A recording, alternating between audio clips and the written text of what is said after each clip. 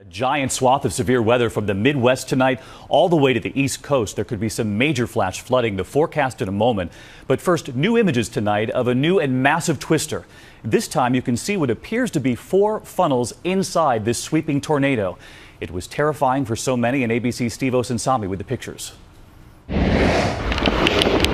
my gosh. This was the moment across the prairies of South Dakota when families here knew they had to run for cover.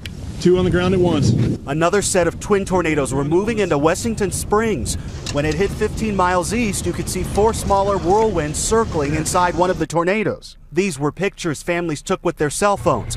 Early reports show the winds reached 127 miles an hour, damaging more than a dozen homes and destroying businesses. No.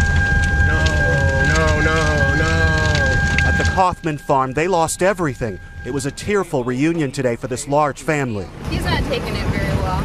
This is what the house looked like before. Nearly 100 years old. It hurt to see what little the tornado left. That home was everything to all of us.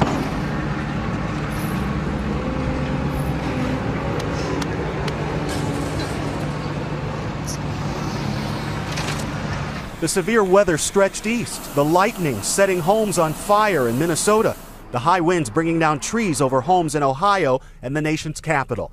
In Chicago, 1,400 passengers stranded by the weather had to sleep at O'Hare Airport. We've traveled a lot. We have never had an experience like this. This is unique. Here in the prairie, they're having to clean all of this up, and on top of it all, there's no power. The utility crews are out trying to repair those power lines tonight.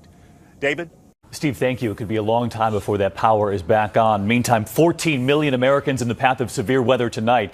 And just look at the heavy rain and flash floods washing out towns across the Midwest tonight. In Minnesota, scenes like this one, drivers plowing through deep waters there on the roads.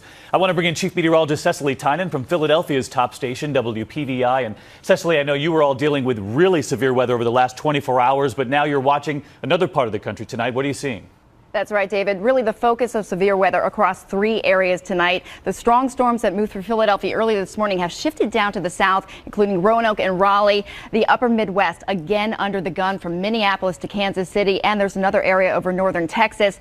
We're looking at the potential for large hail, damaging winds, and flash flooding, a big concern. David, I want to show you the area of flooding, and it's a very broad area. There's a stationary front that's really draped across the upper Midwest into the mid-Atlantic. Along this front, we're looking at the potential 3 to 4 inches of rain could cause flash flooding. Minneapolis already dealing with record rainfall.